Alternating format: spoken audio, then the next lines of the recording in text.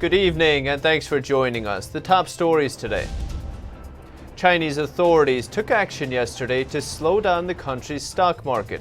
Comes after a week-long boom that fueled worries of a new bubble.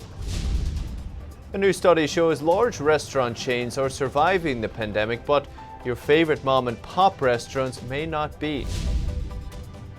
And Americans are spending less with their credit cards, partly because there are fewer places open to buy things.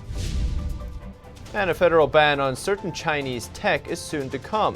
If any company wants to sell to the US government, they need to prove they don't use technology from 5 Chinese companies. US stocks rose on Friday, ending the week with gains. Investors not worried about reports of new virus cases, it seems. The Dow Jones Industrial Average rose 368 points, or 1.4%. S&P 500 gained almost 33 points, or 1%, and the Nasdaq added over 69 points, or 0.66%. The Nasdaq posting its 6th record closing high in 7 days. Quite the rally. And then a sign that the financial system may be normalizing, one key emergency liquidity measure used by the Federal Reserve has dropped to zero.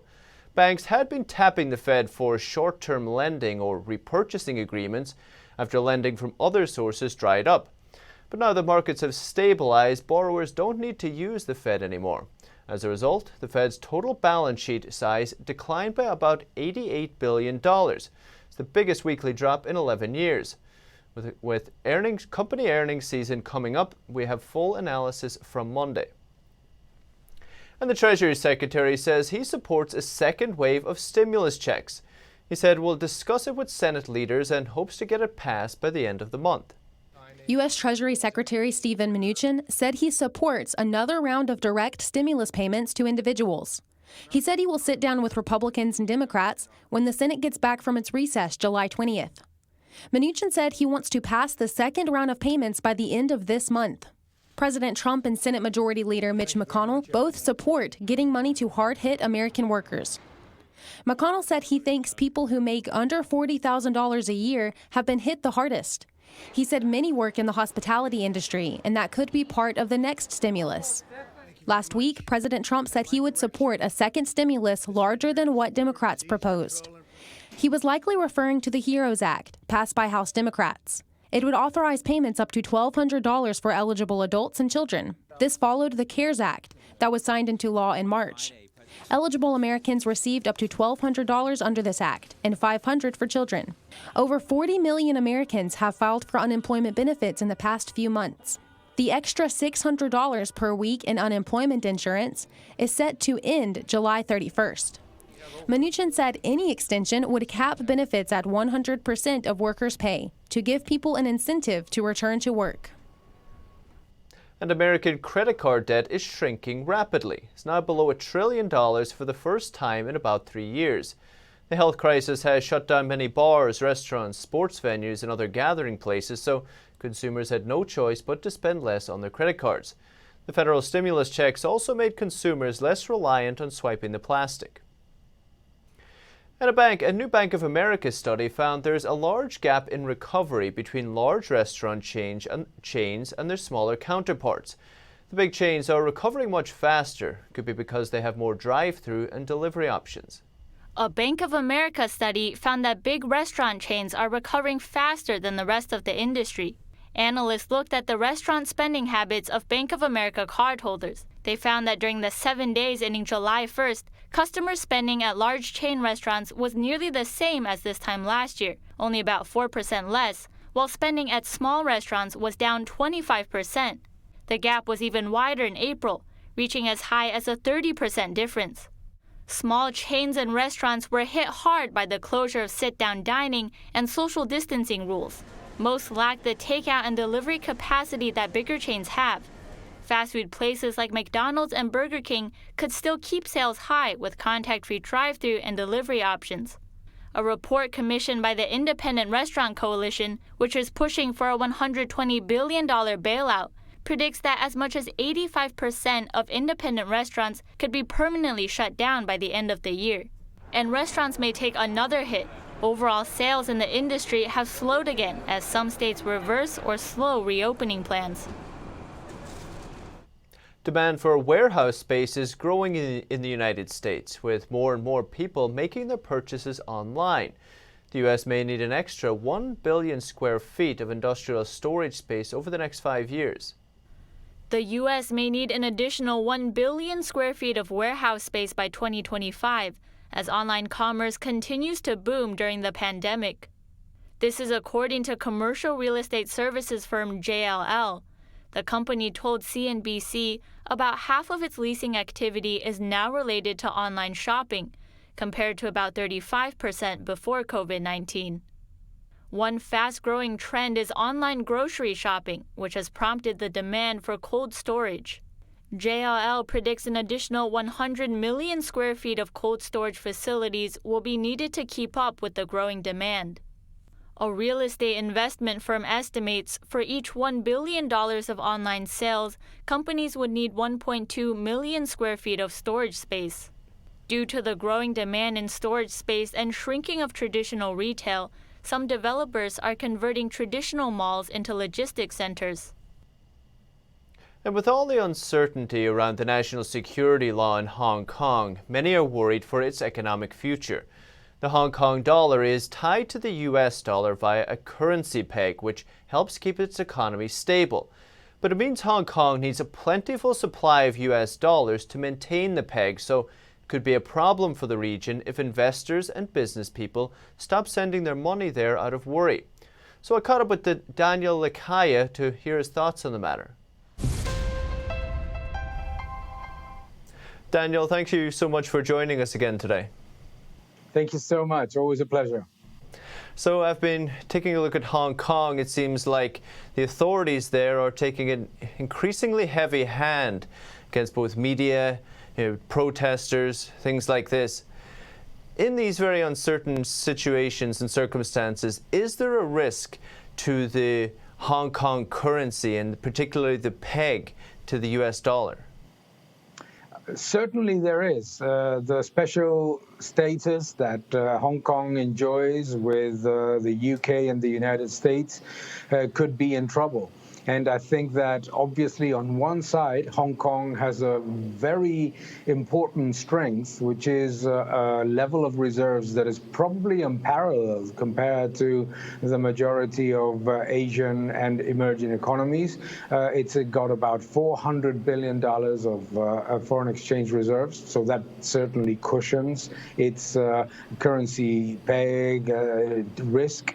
However, it is also true that if the financial sector, if inflows of capital into Hong Kong start to go the wrong way, it can certainly have a very significant impact on a currency that has been considered for many decades as one that is very relatively attractive and certainly with low volatility. And obviously $400 billion, it sounds like a lot, but for a country like Hong Kong, or an area or a currency like Hong Kong, if there was a run, how long would it wouldn't take them long to burn through 400 billion. Am I right in saying that or not? I think you're quite right. I think that one thing that we've learned in this crisis is how quickly emerging economies and economies that are very pegged to the US dollar or very dollarized, how quickly they can lose foreign exchange reserves in when the environment changes, both for capital inflows and for exports. So for an economy like the Hong Kong one, that certainly is a very important risk that we should not ignore, certainly.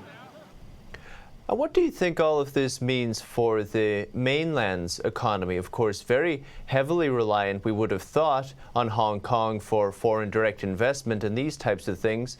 What's the impact? I think that the impact is, on one side, obviously adhering, including Hong Kong in the Chinese economy is an important factor because it immediately absorbs those $400 billion of excess reserves that we talked about. But additionally, if the economy in Hong Kong starts to slow down, if capital flows start to slow down, if we start to see outflows, etc., all of that will impact a Chinese economy that has been increasing dramatically its foreign denominated debt, and in which the foreign exchange reserves, which remain ample at about $3 trillion, have not moved dramatically in the past 2.5 years. So I think that one of the things that's important is to understand that the Chinese recovery is not going to happen without a strong inflow of capital from abroad into the Chinese economy. And I think that within that framework, it's very important for mainland China to understand that the way forward in order to allow China to become a relevant player globally, that not just in GDP, not just in terms of trade, but also in terms of capital flows and in terms of investment, it needs to open the economy, it needs to open its institutions, it needs to develop independent institutions, legal security, and investor security. And I feel their actions in Hong Kong is going exactly the opposite way. Daniel, thank you so much for your time and your update. We'll talk again soon. Thank you very much. Always a pleasure. The Trump administration is finalizing a federal ban on Chinese tech parts this week. It'll stop the U.S. government buying goods that contain parts from 5 specific Chinese companies. One of them is Huawei. The White House is set to finalize plans this week that will bar any part of the U.S. government from buying high-tech goods or services from 5 Chinese companies, including Huawei. A U.S. government official tells Reuters exclusively that as part of the plan, any company looking for a go-around would have to request a waiver as the Trump administration throws down an ultimatum. Do business with the U.S. government or do business with the Chinese, but you can't do both. This is likely to have sweeping effects since any U.S. company that wants to sell high-tech devices to the U.S. government must certify that none of the components come from Huawei, Hikvision, Dahua, Hytera, and ZTE. That could impact the sale of surveillance equipment, cameras, two-way radios, and various mobile devices, including smartphones. Many of these Chinese tech firms were already on a blacklist, barring them from buying any components from U.S. companies without White House permission. Huawei did not respond to a request for comment. None of the other Chinese companies targeted could be reached. The ban is set to go into effect on August 13th. And China made a move on Thursday to cool down its frenzied stock market. It ends an 8-day surge that was fueling worries of a new bubble. Just last month, Chinese state-run media was pushing for the stocks to rise. Now traders say Chinese authorities think the boom went too far, too fast. The Chinese regime took action on Thursday to cool down its $9.5 trillion stock market after an 8-day surge. A pair of state-owned funds announced they're planning to trim holdings for stocks that surged this week. It signals Beijing's unease over the rally's speed. Traders say it's a warning from Chinese officials that the equity boom went too far, too fast. Chinese stocks added about $1 trillion in value this week, more than any other market worldwide. One Chinese state-run media warned about the dangers of a crazy bull market. Another reported that regulators asked mutual fund companies to cap new products. The cool down suggests authorities want to create a steady bull market and not burst another bubble like what happened 5 years ago. That crash cost the Chinese market $5 trillion and affected millions of individual investors. And coming up next, good news for kids of all ages. The happiest place on earth is reopening its doors this weekend. And Americans may be saving more money during the pandemic, but there's one thing they're spending more on. Find out what it is after the break.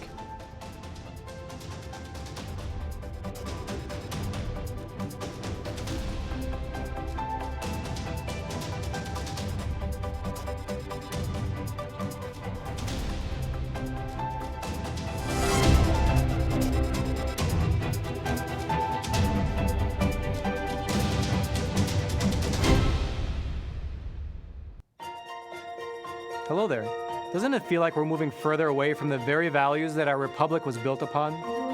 And the media in our country has just been adding fuel to the flame, which is why you need to try the Epoch Times. It's pure, honest journalism that's restoring traditional values, and it reports the news with no spin, no hidden agendas, and no false narratives. So if you want to know the truth about the FISA abuse that took place during the 2016 election, or how socialist and communist ideologies have been infiltrating our society, or how the Chinese Communist Party's cover-up led to this global outbreak, and so much more, then you need to check out the Epoch Times. And for a limited time, you can try the paper yourself for a full month for just a single $1, and we'll send you a very special free gift. A giant timeline that's 3 feet by 4 feet, documenting the FBI's abuse of FISA spy warrants. So go to readepoch.com and claim yours today.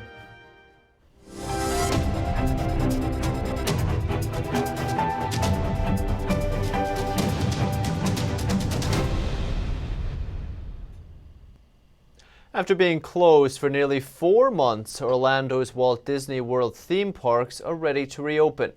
The Magic Kingdom and Disney's Animal Kingdom will reopen tomorrow, followed by Disney's Hollywood Studios next Wednesday. Disney is trying to create a safe environment for reopening, which means the happiest place on earth will be a little different. The parks will limit the number of visitors and screen temperatures prior to entering. Visitors will need to wear masks and practice social distancing, of course, and there'll be new hand washing stations as well. Kids won't be able to hug their favorite costume characters, and the parades are unfortunately cancelled. But Disney promises a lot of surprises to make up for the loss of the beloved activities. One analyst estimates Disney lost over $1 billion from the beginning of April till the end of June due to the shutdowns. And Americans may be spending less with their credit cards overall, but there's one thing they're spending more on: chocolate. People tend to reach for comfort food during uncertain times, it seems. Forget the freshman 15. Many Americans are dealing with the COVID-19, and a go-to comfort food seems to be chocolate. Sales of chocolate have been on the rise since mid-March. During the 17-week period that ended on June 27th, people bought $3.7 billion worth of chocolate. That's a 6.3% increase from the comparable period last year, according to Nielsen. Mars Wrigley, which sells brands like M&M's and Snickers, says online growth has been stronger in recent months. And it looks like people are indulging in more than just chocolate. According to market research from NPD, snack consumption grew 8% in April 2020 from the previous year. They're also keeping more ice cream, cookies, and salty treats in their pantry. This is good news for chocolate makers and snack companies, but for the consumer's waistline, maybe not so much. Lamborghini debuted a new open-top sports car at one of its Italian factories virtually, and all 19 units of the $2.8 million car have unfortunately already been sold. Due to the ongoing virus crisis, Lamborghini unveiled the new hybrid sports car online rather than with a traditional glitzy physical event. All 19 units of the $2.8 million sports car have already been sold. The number 19 was chosen due to 1963, the year the company was founded. Like the Sian, debuted last year at Frankfurt Motor Show. This new Roadster version comes with hybrid technology, producing a combined 819 horsepower. It uses a traditional V12 engine combined with a 48-volt e-motor. Lamborghini CEO says the company is keen to explore hybrid engine technology but has no plans for a fully electric sports car yet. But for sure, as already anticipated, the future project that we're going to launch in the next couple of years will be fully hybrid. The factory was closed in March but allowed to reopen about 6 weeks later. It's a challenging year for car makers around the world according to market forecasts. Global auto sales are expected to fall more than 12% this year. But the CEO says Lamborghini has not had any order cancellations, and he is hopeful for the luxury car sector. But I do believe that our segment will have, if I may, less problem than the normal automotive sector. That will be quite critical for sure in the next couple of months. And Lamborghini is exploring other potential avenues. Late last month, Lamborghini unveiled its first limited edition yacht, the result of a collaboration between Lamborghini and the Italian C Group. We are on the street, on the circuit, on the city. We're going to be soon on the sea. Why not in the sky? He said the company will not stop exploring different revenue streams for the brand. And coming up next, the FBI warns of an increase in fraudulent unemployment insurance claims involving stolen identities. Find out how you can protect yourself after the break.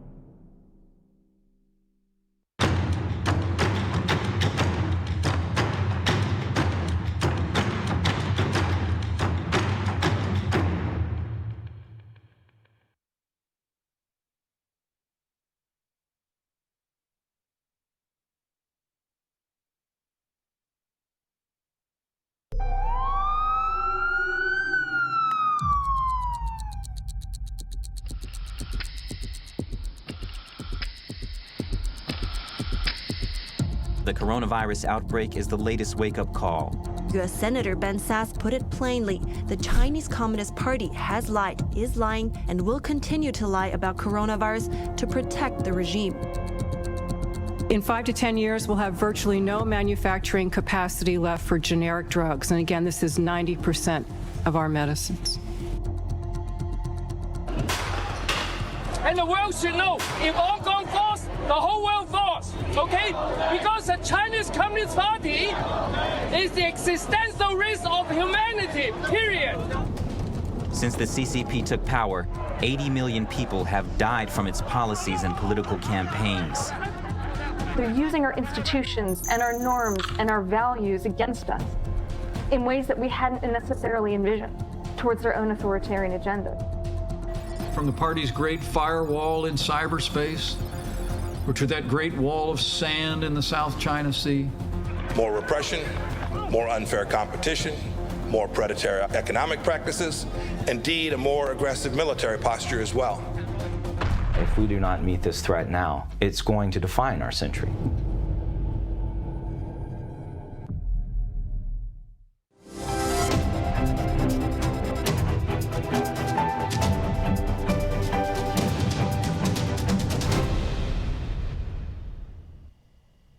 A company is bringing the World Wide Web to villagers in remote regions of Kenya.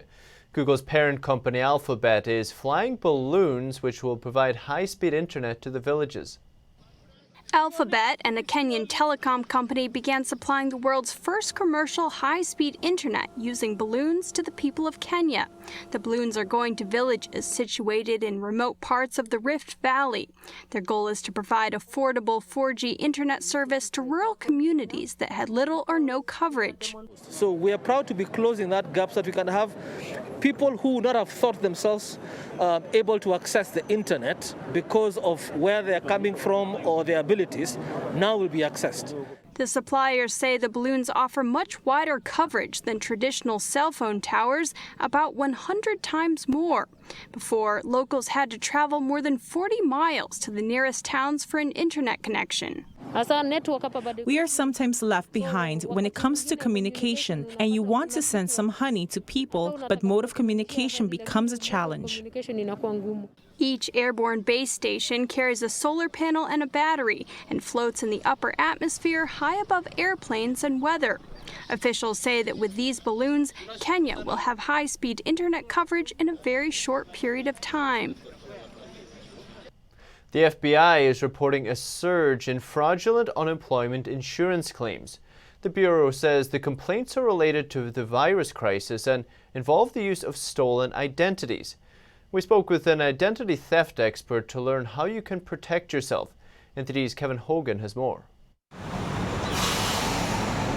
The FBI is seeing a spike in unemployment insurance fraud during the virus crisis. Criminals are stealing people's identities and then applying for unemployment benefits in the victims' names. Protect Now CEO Robert Siciliano says criminals thrive on chaotic situations like a pandemic because there's a lot of stimulus money available. Criminals generally shine when things are somewhat chaotic. For example, like around the holidays, people are shopping, whether they're online or at the stores, all that chaos, there's a lot more opportunity for fraud. People aren't paying as much attention. Same thing. Siciliano says people need to pay close attention to their credit lines and unemployment accounts to make sure nothing has gone wrong. He says simple phone calls, emails, and pop-ups can be used to steal identities. What everybody should do essentially is log into their own unemployment profile, making sure that you have access, change up the passcode so that nobody can function as you. The FBI reports criminals are stealing identities using computer intrusions, cold calls, email phishing schemes, and stealing information from social media, as well as other methods. Siciliano says cybercriminals are highly organized, similar to professional businesses. They have supervisors, they have managers and frontline employees. They have people that work in a physical office building throughout the day, and they have remote workers either locally or throughout the world. And this is a for-profit opportunity. Criminal hacking is a for-profit business. Oftentimes, cybercriminals are operating overseas. For example, the Justice Department seized the property of 6 Nigerians for stealing $6 million from U.S. victims in online dating scams. Foreign states have even engaged in organized cybercrime, like when Chinese military-backed hackers breached the credit company Equifax in 2017. According to the Assistant Attorney General, Chinese cyber actors tried to steal a virus vaccine from the U.S. in April. It used to say that, those who dominated the seas dominated war, and then those who dominated the skies dominated war. Now it's those who dominate cyberspace. The FBI says to check your bank accounts regularly and keep a lookout for letters about unemployment insurance if you have not applied for it. Kevin Hogan, NTD News. 2 Bolivian students are inspiring others with their entrepreneurial spirit. While Bolivians were stuck at home during lockdown, the students found a way to use the situation to make a living and help others at the same time. They say necessity is the mother of invention. As income dried up for countless Bolivians during the pandemic, 2 disabled Bolivians used their wits to invent a new way to make a living. Students and friends Rene Huanca and Eddie Salgado got the idea to join the gig economy. They're making a living by helping those who can't leave their houses. I've been working with my trike motorcycle during the dynamic quarantine. I deliver to the homes of those who request things. Rene and Eddie refused to let their disability slow them down. The 2 retrofitted motorcycles so they could mount and drive them while in their wheelchairs. It's a trike motorcycle. I talked about it and designed this with a friend so that it could run well, because there had been experiences by a friend who made it with 4 smaller wheels. But it couldn't go fast and he had problems with controlling the direction. For more than 2 weeks, Rene and Eddie have been working fully self-employed, offering their delivery services via Facebook to local stores and their neighbors. The 2 have inspired some of their friends, many of whom play wheelchair basketball together, to look into constructing their own trike motorcycles so they too can provide delivery services. Bolivia has had over 30,000 confirmed virus cases and over 1,000 deaths. And that's all for today's business news. Thanks for watching. Hope you have a great weekend and see you again on Monday. I'm Paul Graney.